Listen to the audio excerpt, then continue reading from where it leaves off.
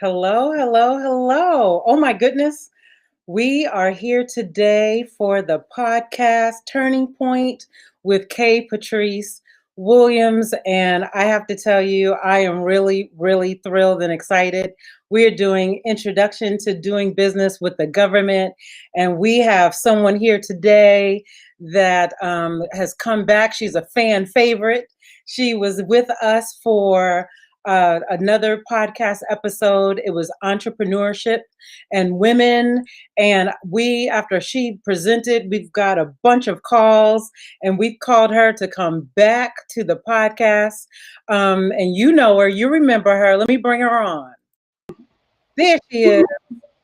Hi, everyone. It is good to see you again. Oh, it's so good to be back. Thank you so much. Thanks everyone who called in too. That was I think there's just a lot of curiosity about doing business with the government. We've heard that before, that term before, but it's hard to make that leap between I have a business that's scalable. I have a business that's viable. And now I would like to go into government contracts. And I remember being in that space. I just had Congressman John Garamendi on a few weeks ago. And I told him, I said, the first time I interacted with you was when you had a procurement resource fair in Fairfield. And it was really, and before then, I have a law degree, but it was like demystifying the certification process. It just eluded me. I couldn't figure it out. And I went to that resource fair and it broke down the local certifications and opportunity, then county, state, and federal. And that's the first time it was just like this light bulb moment. And so I'm thrilled because I bet you're going to give light bulb moments to. I hope so. I think you will. I know you will. You started to do that. But before you start the presentation, I want to tell everyone, if they haven't seen, if they weren't part of watch the other segment episode, I want them to get to know you now. So I want to tell them a little bit about you. Okay. Nanci Pigeon is a procurement specialist at norcalptac. Nanci Pigeon has 21 years experience in DOD and federal contracting as a leader and contracting officer. During her government career, Nanci made it her mission to seek out and award contracts to small businesses. She spent the last year of her career as the small business specialist for the Bureau of Reclamation, where she advised small businesses how to do business with the Bureau and the Department of the Interior. Her commitment to helping small businesses achieve their government contracting goals inspired her to become a procurement specialist with the NorCalPTAC. Nanci has a BS in management from Park University and an MS from the Air Force Institute of Technology and Strategic Purchasing. She is also a certified federal contract manager, a CFCM, through the National Contract Management Association, and has a current level 3 federal acquisition certification in contracting, which is FAC-C. Did I get it right? Yeah. That's all right. Well, all that means is that you are one smart cookie. That's what that means. So good. And just to remind everyone to talk to Nanci. And hey, thank you, Lisa. Lisa said, hey, welcome to Nanci Pigeon from norcalptac. And we have our Empower Solano team that says, so nice to have you back, Nanci. You gave so much valuable information about doing business with the government. And Parsalon says, "Wow, what a bio!" I know. You can't read that bio and not know you're about to get some great information from someone that is passionate and has cared about this work for a long time. So thank you for that. Yeah, no problem. I Even love that, it. you were like, I'm gonna get another certification. I'm gonna get another BA. Like, yeah. Go right in. I'm done with school for now. Me too. I feel exactly the same way. Yeah. Well, let's get started. Let me pull up the presentation. And for everyone, is there anything that we want our audience to do? Do we want to know what type of business that they're in and their name of their business, Nanci?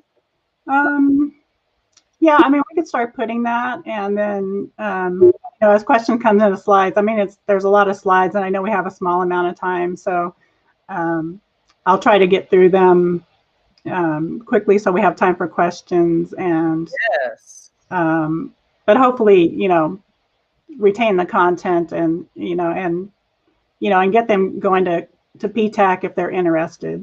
Yeah, that's the main goal for today. That's what we'll do. That's what we'll do. But you know what? We like to shout out folks. So if you're online and you're curious about government contracting, you shout out your name, your business, and what you do. And let's see. Let's bring up your screen. Okay. Let me make it easier to see. There we go. There we are. And what I'll do is... Okay, there we go. There we go. Yeah. Okay, so we put the slide together. We were looking for, success in 2021, trying to get more folks involved in government contracting, more small businesses, because that's the powerhouse behind government contracting is bringing small businesses in and getting them going. And that's, part of our PTAC. Let me get here where I can move the slides. There we go. That's part of our NorCalptac business. So this is NorCalptac. These are all the counties that the NorCalptac covers. If you're in another county, there should be a PTAC that you can talk to. So we do provide one-on-one counseling. We have a custom bid match, what we can set you up for. And then we have resources and training. We have a lot of that. And over the past year, we've helped our clients win more than $314 million in government contracts, and nearly twice as much as in 2019. Yeah. They're going to send the slides out to you. So here's our sign up for our NorCalptac. And if you're not one of our counties, you can go to AppTac and find a PTAC. So what I'll do is I'll put that up on the screen, but I want folks to know, because they might get a little confused when they go to the About the team page. You're not only going to see Nanci and Thomas and their bios, but if you scroll all the way to the top, I'm in one of the pictures. I'm in one of the pictures. Did you ever notice that? I didn't notice that. Yeah, if you I'm in one of the pictures, and it's because I used to be a part of the NorCalptac team. Yeah. So I've worked with you guys, and also I am a customer, and I take advantage of you all one counseling, your custom bid matching, which is powerful because what you do is you figure out the keywords that us business owners that we're looking for, and we get emails, updates anytime that there's a bid match of an RFP. And then you do this training. Yeah, we do this training, and and the one-on-one counseling is, that's just, a huge bonus for small businesses because it's all free. We're a nonprofit. We get paid by Defense Logistics Agency to give all this free advice, help you with all your certifications, and look for solicitations, and then help you, filling out your solicitation. So please, if you're even thinking about going into government contracting, go ahead and call us, and we can look at everything for you and get you going. So our big soapbox there for today. Yeah, even if you're just thinking about it, go ahead and call us and we can help you along. Oh, I love it. Okay, let's get into some of the minutia. So what I'm telling you today is current as of today, to the best of my knowledge, and if anything changes, then it changes. Got it.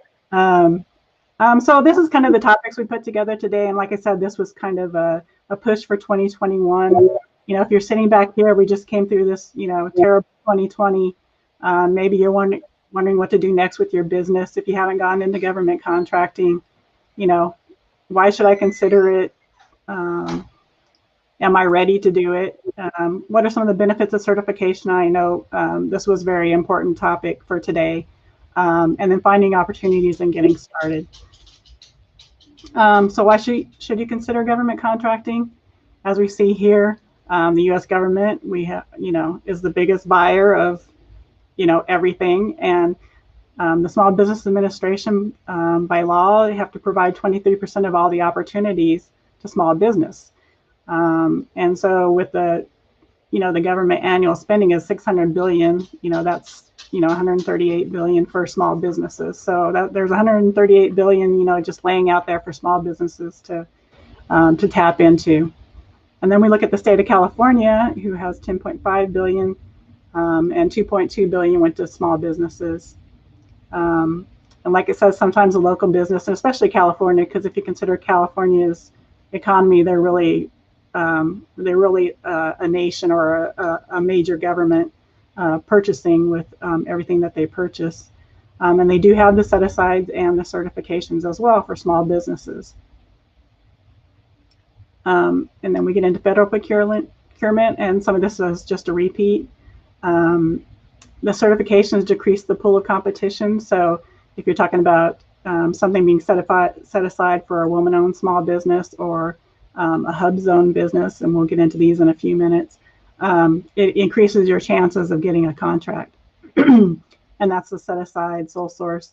There's also mentor protege opportunities where you can become a mentee or a protege of a larger business to learn more about government contracting.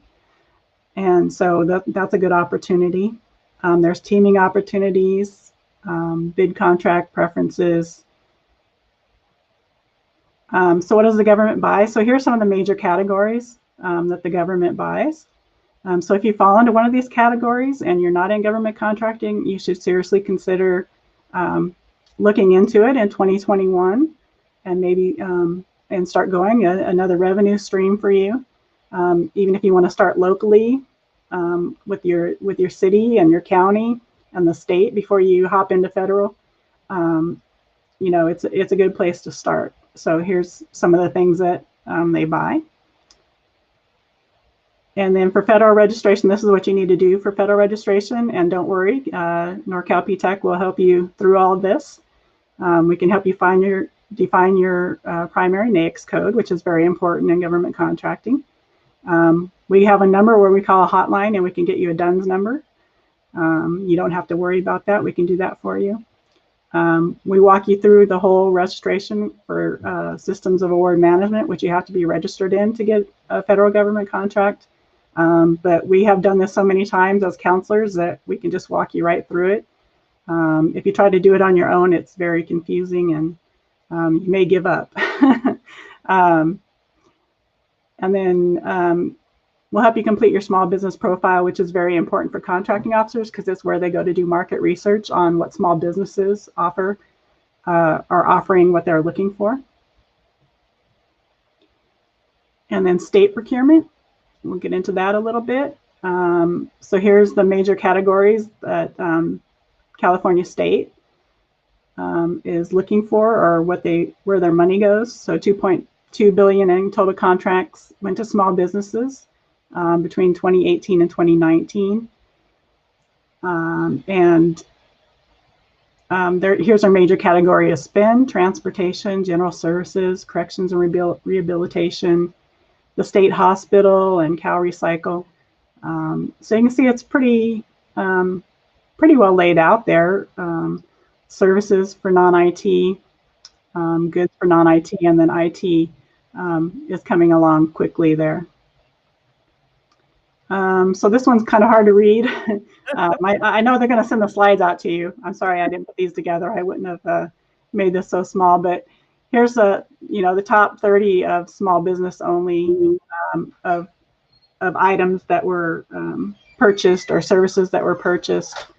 So that's SB only. Then DVBE is disabled veteran business entity. So here's the top 30 of the items that went to those. And then if they were dual certified veteran and small business, this is what was purchased. So hopefully you can see that when they send you out the parts of the slides. Okay. Sorry about that smallness there. No, but this is such good information. I'm glad you included it. Yeah. So sometimes when you're first starting out, you want to do local contracting first, just to get your feet wet into government contracting, some of the small purchase orders and learning how contracts are written for government. So you should check your local cities and counties and see if they're purchasing what you sell. And a lot of the cities and counties, I forgot to mention the state of California only has 2 certifications, and that's small business and the disabled veteran business entity. They don't have a woman-owned small business. They don't have minority-owned. They don't do any of that. I believe it was on the ballot this year, and I think it got voted down to do. Yeah, I got voted down. So, so we're still stuck with just small business. But however, some of the counties do have like women-owned and emerging business. So look in your county and see if they have certifications for emerging businesses or minority-owned small businesses or women-owned small businesses, because the cities and counties are a little different than the state. We do have a whole list of resources for you for the local contracting. They're going to send the slides to you, so you'll be able to look at this. But I went through and put a whole bunch of links for the cities and counties that are in NorCalptac. This isn't statewide.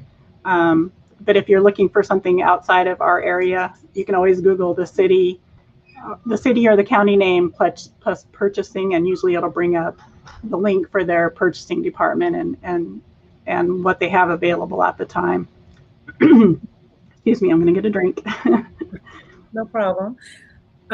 So I love this. Is your business ready? And because these are very, very great questions. I've had people that are looking to start a business, and they're like, "Oh, I'm starting a business. Can I get a government contract?" Yeah.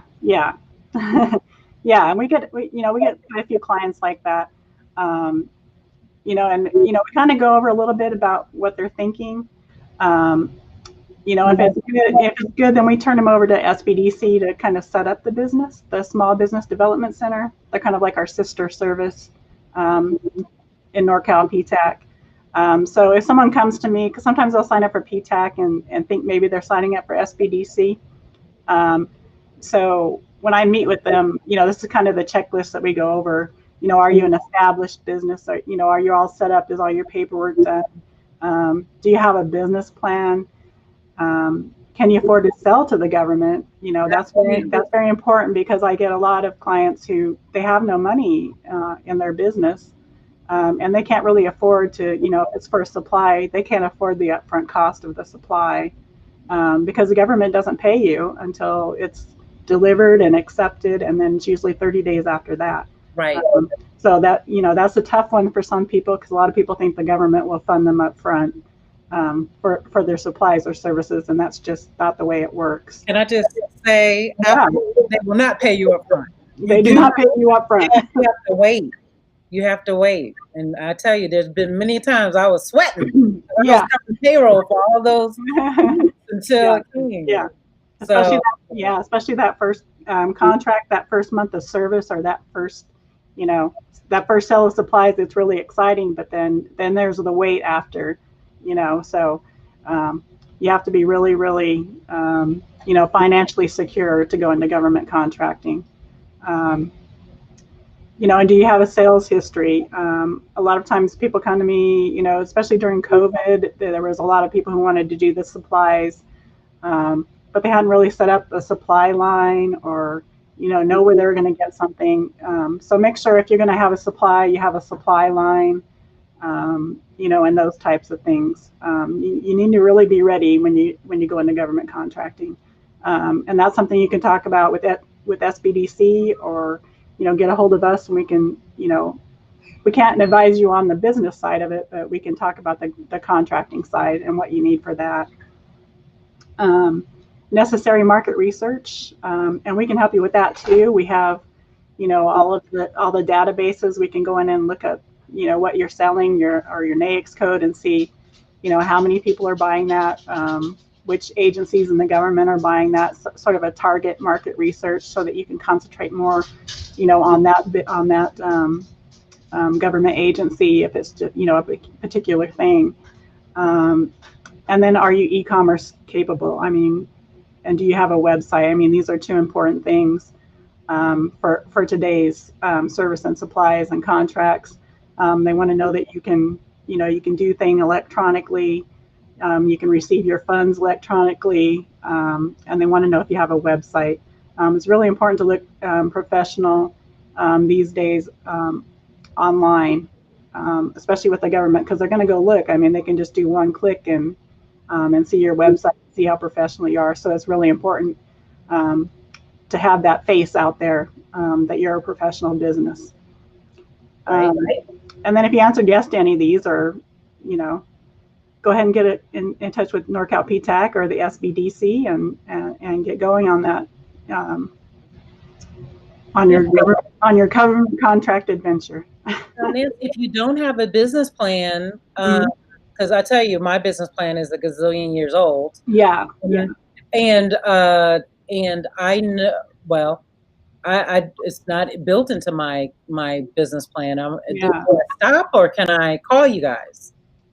Oh yeah, Well, SBDC does the business plans. So if you want to dust off your business plan and kind of include government contracting, you can go back and do that. Do some market research and, see, maybe, I'll talk environmental. I worked for the Bureau of Reclamation, so it was all about environmental. If you're, an environmentalist and you want to get into government contracting, you can kind of look and see, Department of Interior, Bureau of Reclamation, or, Forestry Service, who's wanting environmental services, and you can kind of look at the spend they're doing on that, and figure out how much you think you can get involved into that contracting and add that to your business plan. Yes. So that would be SBDC. They do the business side of things. Mm-hmm. Okay, so we're going to talk about the benefits of certification, and we kind of touched on it a little bit. So it gives you increased access to government contracting opportunities. It helps set your company apart. And there's also support through additional programs, such as the Mentor Protege program that we talked about. Set aside contracts. They'll set it aside for veterans. They'll set it aside for a hub zone, and also for women-owned small business. That's an important one. It's getting more serious. The women-owned, you actually have to certify now. It's not self-certification anymore. So that's kind of helping promote more women-owned businesses by doing the actual certification. The ability to subcontract. A lot of people get their start in subcontracting, especially in construction and other industry-based areas. So becoming certified is really important, because the larger companies, the subcontracting gets passed on to them from the government. So they have to have so many small businesses, so many veteran-owned businesses, so many hub zones, so many women-owned. So think about that, getting into subcontracting and getting that certification, because that'll really qualify you. And you'll have you should have large businesses reaching out to you to come into doing a subcontract. And that's really a good way, kind of like the Mentor Protege program. That's really a good way to get into contracting and build yourself up to where you become, a prime contractor. Right. We talked about that. The government is the most reliable customer. on that, you're going to get paid eventually. So I guess that's what they mean by most reliable customer. Okay, so federal certifications. Okay, so we talked about a few of these, and I told her I told Clarissa I'd come back and talk about these individually, so that we can have a better understanding. But today we'll go over women-owned small business and economically disadvantaged women-owned small business. So for this, the woman has to own the business, at least 51%. And you have to run the business. You have to make all the decisions for the business. That's part of the certification. Now, like I said, before you used to be able to self-certify that you're a woman-owned small business, and they've changed that now. It actually was part of a congressional change to the act, to the Small Business Act. And so now people have to certify because there was a lot of fraud in this. A lot of companies. Clamoring at the bit to ask you about the fraud. I'm sorry? I was clamoring at the bit to ask you about the fraud. I've had people call me that were men-owned businesses, and they were trying to put it in their wife's name. In their wives' names, but the wife had nothing to do with the business. And knew nothing about it. Nothing about it. So I'm glad they made this change. I think it's going to weed out, a lot of companies. And so you have to be actually certified with the SBA as a woman-owned small business. You have to provide them all kinds of paperwork to show that, you're the one. You have to give them a resume. You have to show them all the paperwork that says that you run the business. It's your business. What's your day-to-day? Are you full-time? There are a ton of questions you have to answer now, and they go through that with a fine-tooth comb to get you certified. So I feel like it's, a lot of companies are going to get weeded out in this, and so that's more opportunities for the business who are actually woman-owned small businesses. I agree. And then we have the economically disadvantaged, which is, okay, so the women-owned small business is just, are you a small business? Do you meet the NAICS code for the small business entity? And are you run by it? So that's that part. For the economically disadvantaged, they get more into the details of how much money you make, your total net worth, so it's a lot of information. You have to open up your books, so you have to be really open to get the economically disadvantaged woman-owned small business. And these are by NAICS code, so there are a few, and we can discuss this if you come to PTAC. There are only several NAICS that are set aside for economically disadvantaged. So I usually have women do the woman-owned small business, and then we talk about the EDWSB, because I don't think a lot of people want to open up, everything, all their financials and everything to the government if it's not really going to make a difference for that. But we can talk about that if you come for counseling. But to me, just getting the woman-owned small business is a good goal.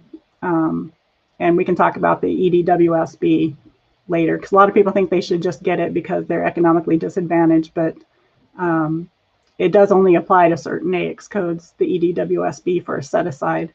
So I don't think it's worth opening yourself up and presenting all of your, private information in order to get it if it's not going to be useful.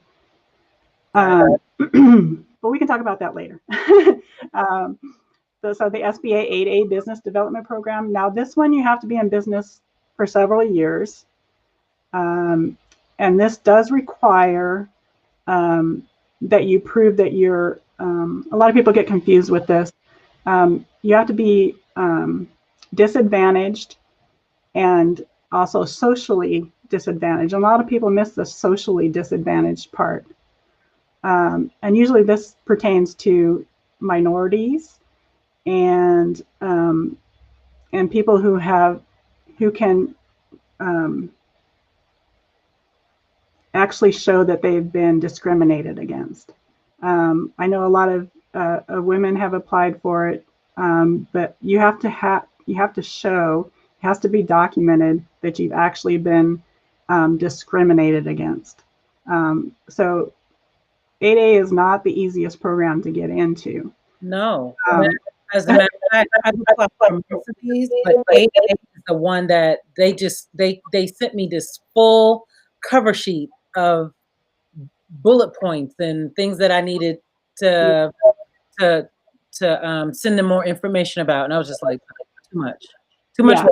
Yeah. It is a lot of work. So I don't recommend. I mean, for people starting out who are working with PTACs, that's not something we really get into, because you really have to be an established business. You have to have a record of performance, and then you have to prove your disadvantage. And a lot of people don't really want to get into that. But the good thing, I mean, there are pluses for the SBA. It's pretty much the only, well, there can be other sole sources, but it's the main sole source program, certification program. There are sole sources for women-owned small business, but you can only be the only woman-owned small business that does it. There is sole source for HubZone, but if you talk sole source, it's usually going to be an 8A, and that's where they can go directly to you to award a contract. So it does have advantages, but sometimes the advantages aren't worth going through all the hassle of the certification. I don't want to put anybody off getting it. Yeah. It is just a lot of work, so don't think it's easy. A lot of people think it's just the economic part. So I get a lot of the economically disadvantaged women who come in and say, well, I'm economically disadvantaged, I'm going to put in for the 8A, but they don't understand that you also have to prove the social disadvantage. And that's a hard thing to come up with sometimes. And then we talk about HubZone, and HubZones are areas and cities that are underutilized business zones. So maybe like an inner city or other areas where, maybe industry has moved out of, and now it's harder economically for those businesses to continue. So there are HubZones set aside, and I can tell you that the goals are hardly met for this each year. So if you want to go in there is a HubZone map. You can Google HubZone map and put your address in and see if your business is in a HubZone. Your business has to be in a HubZone, and 35% of your employees have to live in a HubZone for this certification. And I do want to have business owners really check to see where they are in a hub zone. There are plenty of hub zones in. Yeah. If people are looking in Vallejo, Mare Island, yeah, in Fairfield, the middle of Fairfield. I think Oakland has quite a few as well. Yeah, so people really should check. And let me ask this, Nanci. I don't know if you know, but we just finished our census for 2020. Yeah, 2020. Yeah. Yeah. So will these forms be redrawn? Yeah, they should. Yeah, they should. They may add some. They may say take some away. So that's why I say if you're interested in it, go ahead and Google HubZone map. And if you're in a hub zone, check and see if your employees also live in the hub zone. If you're a single member, then that's fine. As long as your business is in the hub zone, come to NorCalptac, and we can help you, explore that a little bit more. We also have some references at the end of the slides that you can click on. It's like a checklist that you can go look at. But if you want to get started on that, we can help you out with that. NorCalptac, we can help with that as well. And then they just started this new all small mentor protege. They used to have, it was called something else, but this is a totally new program. I don't think it's really a certification. I don't know. It's not really, shouldn't really be on this slide, but this again is, that you want to work with another company, a larger company, so you can get experience in government contracting. It's actually planned out how you're going to work together. and it goes to the government, and the government monitors how you're working together. So it is a true program of, the mentor helping the protege. It can be on a specific contract or other things. So if you want to check that out, I think we have a checklist for that too. The only thing is you can't go to the government and say, I want to be a mentor protege. You actually have to have the mentor lined up to get into the program, to go together to do the program. They don't assign you a mentor. And then the service disabled veteran owned or veteran owned small business. So this is, and I just read news the other day, this is run by the VA. They have a CVE certificate of veteran-owned businesses. And I read the other day that the SBA is thinking about taking that over, which makes sense. But service disabled veteran, and this is another one that the government has a hard time fulfilling the goal, the VSB. So if you're a service disabled veteran, go ahead and get registered with the VA. And I'll tell you, if you're in any type of medical supply or anything like that, and you're an SD, VSB, or a veteran-owned small business, the VA usually sets most of their requirements aside for veteran-owned small businesses. It's part of their Veterans First program. So if you're looking into getting into something, or maybe you do some medical, you can go out and take a look at what the VA what the VA is purchasing, and get going on that. There's a lot of opportunity out there for disabled veterans and veteran-owned small businesses. Yeah, I have a family member that has a janitorial company, and he is, I don't know if he's service disabled veteran or veteran owned, but he's gotten a lot of contracts. Yeah, he's doing really, really well. Yeah, thriving. Yeah, so if anyone out in the audience is looking into that, it's a good thing to get into. Like I said, they hardly ever make their goals, so that's another good one to get into. So HUBZone and service disabled veteran, that's a hard one for the government to meet their goals every year. So if you have interest in those, get with norcalptac. We can take a look at it for you. So the common trait, that's unconditional ownership and control by the applicant. So your company should, women owned or HUBZone or service disabled, there should be unconditional ownership there, and control by the applicant. That's just let's see. Okay, state of California. We kind of talked about this a little bit. They only have the small business. Here's the numbers, less than 15 million or less than 100 employees. Then the public works, this is like working on buildings, construction, and things like that. So 15 million to 36 million and less than 200 employees. And then the disabled veteran business entity. And this has to be 100% owned by the veteran. I've had a couple of people apply lately, and like their wife is on his wife is on there too, so they've had to go back and take their wife off the company. Because it has to be 100% owned. You have to have 10% service-connected disability, and you have to live in California. Those are the requirements, because this, the DVBE is run through the VA, the California VA system. So you have to be a California veteran for that. And then there's a link for this video on small business certification. It's not that hard to go through and do these certifications. I think the veteran-owned one takes the longest to go through, but it's very easy. And then once you're registered, then you're on the list in the database. And so if there's a large business that needs a subcontract, they can get a hold of you and ask you if you want to, go in on a contract with them. So it's really important to get that California state certification, because it can open up some, subcontracting opportunities for you. Okay, and then the DBE certification, and this one's through Caltrans. And this is for working on federally funded transportation related projects. So it's a federal certification for work on Caltrans federal contracts. And so it requires a social and economic disadvantage. So remember, social is discrimination. It talks about your personal net worth, your business size, your ownership, your independence.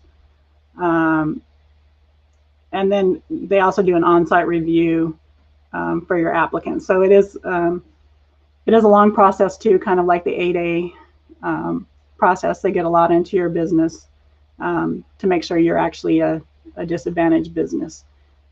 So this one does take time. So if you're interested in that, if you're into construction or anything related to transportation, it's something to look into because there are a lot of opportunities for DBE type businesses. Awesome. And then this was just finding opportunities. If you're not sure where to go to look for opportunities, there's a link for the Cal eProcure. You can look things up in there, and then also once you register as a bidder in the system, they will send you emails based on your UNSPC codes, which are like NAICS codes for the state. So anytime something comes up, they'll send you an email. So it's important to get registered as a bidder to get those emails. Beta.sam.gov, the federal government also has a single point of entry. So anything that's solicited in the federal government will be put in beta.sam.gov. If you sign up for an account, you can register for email alerts, and you can tag solicitations to get updates, and we can help you out with that. The local ones, I told you on a previous slide, I gave you a list. You can sign up with the local ones and to be notified of upcoming opportunities. Most people just go and look at them every once in a while. And then the smaller purchases where it says market yourself, this is, doing the capability statement that we always have everyone prepare, and we send out to the small business advocates. It's all about marketing yourself, especially in the local city and county areas. If you're looking into getting into the lower level government contracts, it's all about marketing. By the way, Thomas Burns is going to be here tomorrow to talk a little bit about marketing capability statement. So. Oh, good. Okay. Awesome. Cue him up. Yeah. And then, so this is get started. If you haven't gotten into government contracting, you've been thinking about it. So, we have 2021 coming up. Hopefully going to be a much better year. It is. It is going to be a much better year. So, just think about it and, get registered as a vendor, get certified, and do your research, and don't be afraid to start small.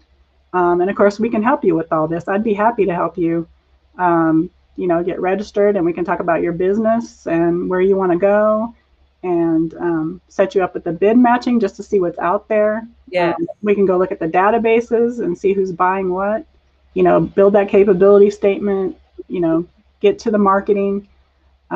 So if you want to take the plunge in 2021, come see us. We're happy to help.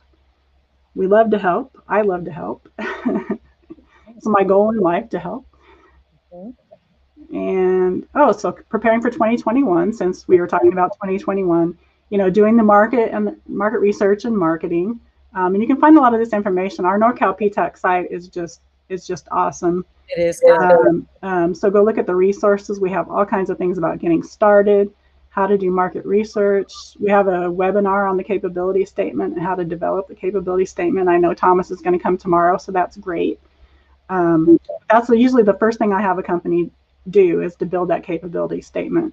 And then we get you registered with California, get you registered as a small business with California, and then we send out that capability statement to all the smaller business advocates in California, and that's all the agencies in California. We just do a big, push out and see what comes back, put you up for bid matching and see what comes back, just to see what's out there. So we used to do a lot of in-person kind of events so you could, meet the agencies, but I think that's going to still be on hold in starting 2021. So check the cyber events. Our calendar on NorCalptac has all kinds of events you can register for. And some of them are doing the matchups where you can just talk to a single agency. So, take a look at our calendar. We don't have much going on in December just because of the holidays, but in January, we're starting up again. So look into those events. Make sure you get some networking, and this is a good place, coming to these events is good networking.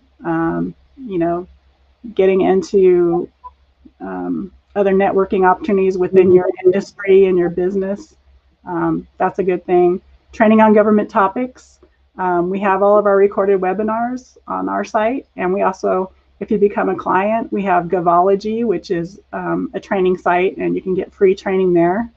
The forecast of opportunity. I just threw this on here because every year the federal government puts out a forecast of opportunities that talks about what they're going to purchase for the upcoming year, fiscal year, which started in October. I'm sorry? When did that come out? Did that come out in July, August? No, the forecast of opportunity comes out in October because that's the start of the fiscal year. Got it. So it's out now. Yeah. Yeah, you have to look at different. So that's why I say it's important to do the market research to know what agency you're going to go after, because usually each agency has a different forecast of opportunities. Like I can say the department, I used to do the forecast for Bureau of Reclamation. So I know where to go to find that. So if you're environmental or even construction for Bureau of Reclamation, we put all that out. Okay, these are our planned events because we have to have a plan in order to get the budget. So these are all of our planned events. Doesn't mean all of them are going to go through, but it's something, and this is because of small businesses. This is done because of small businesses. It's required to be done for small businesses so that they have a fair opportunity to find these opportunities and be prepared to put in for them. So this is a requirement by law to do the forecast. So it's something to look into. A lot of people don't know about it. So that's why I put it on the slide.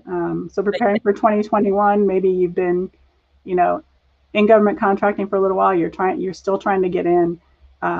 We can look at the forecast of opportunities, see if anything's coming up. There's usually a point of contact. You can send them your capability statement, and then just stay in touch with them. Is this coming out? You can nag them. It's okay. When is this coming out? Is it still coming out? Can you let me know when this is coming out? But it just gives you a basic overview, and you can kind of start preparing if you want to bid on it. And then current topics in government procurement, and that goes back to, staying in touch with what's going on in government procurement, knowing what's going on in Congress about, all these small business changing, like the women-owned small business change. How's the hub zone going to change? Going in and seeing what webinars there are, Patrice's webinars, what we're doing at NorCalptac. Just stay in tune with what everything is going on. Check with the SBA, what are the, what's going on in their current topics, and just stay on top of that to prepare for the next year. And then here's a resource checklist I was telling you about. So here's all the checklists for all of the certifications. So that'll be in the slides when they send them out to you. Go check those out. Okay. And then, here's some of our upcoming events. These are all in January because, like I said, we weren't doing much. So how to do business with the state, that's a good one to go to. Contracting with California, I'm certified. Now what? The Viper is the Forest Service procurement. So if you have any type of equipment or anything that the Forest Service can use during the fire season, they ask that you go put it out on this Viper. And you can go check that out and attend this webinar. Because they're always looking for equipment or services or anything that they can call up during fire season. So that's a good one to get into if you're interested in that. And then if you happen to be near Shasta County, they're doing contracting with the local government for Shasta County. So some good one there's to get into. I don't know if we have time for questions. We have a few minutes. Okay. Let's see. Let's put that here in the background. And okay, if you have questions, load them up. Let me go backwards and see what we have. I know it was a lot of information. It was, and I saw where we were trying to catch up a little bit. And then I was looking for your presentation on the NorCalPTAC site to see if I could load it up there. So I'll work with figure out how to load that in. So let's see. So Enrique Velez from, let's see, I believe you're on LinkedIn. So he was asking about PTAT, and I think what the answer is, there are PTATs all over the country. Yeah. And you go to the PTAT. What does PTAT stand for? Procurement Technical Assistance Center. So you go to the PTAT that is closest to you. And in the beginning part of the presentation, Nanci showed us all of the area, the huge vast area that's covered by NorCalPTAC. So we have all of San Francisco Bay Area, and then up the coast. Right. Yeah. So Lisa is saying, repeating that 10.5 billion in set asides, and that's not only small businesses in California. That's U.S. wide, right? That was just the California number. I think it was more like it was like 230. Sheesh. I don't remember now. So Enrique is saying thank you for the great information. Lisa is welcome for the great information. Empower Solano, thank you for the great information. And we are agreeing 2021. So much. It has to be better. It has to be better. It is. We're getting Nanci is a great motivator. Hi, Jacqueline. How are you? Thank you for this wonderful information and sharing. Oh, you're welcome. I think we're just kind of all taking it in. Yeah. Could someone ask specific, someone asked me that when you spoke the last time. Can they ask for you specifically? Oh, yeah. If you go into our homepage and you register to be a client, somewhere in the application form, you can, there's a type-in ability. You can type in, I'd like to work with Nanci, Nanci Pigeon. Just put that somewhere in that form. And if not, there's a phone number. You can call James Forrest. Once you put your say, I just put my application in. I'd really like to work with Nanci when you process my form. Okay, wonderful. Yeah. Lori, hey, Lori, how are you? Lori, hi, Lori. Phillips from Cheatham. Hopefully I'm saying your name right. She says, thank you so much for sharing all of this information. It's new to me. I do have a question for you. Okay. Our Empower Solano team is saying, thank you so much for this information.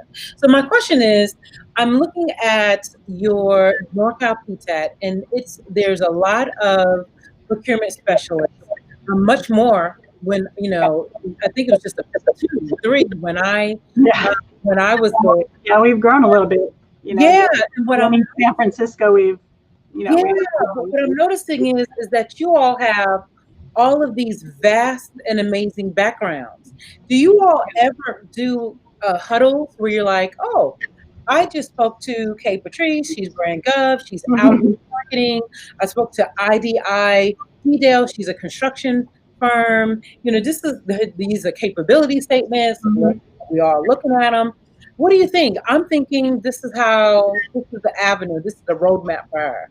Where, Lenny may be at the table and say, in my background, I think they need to be talking to this department and this department. That to me, that seems to.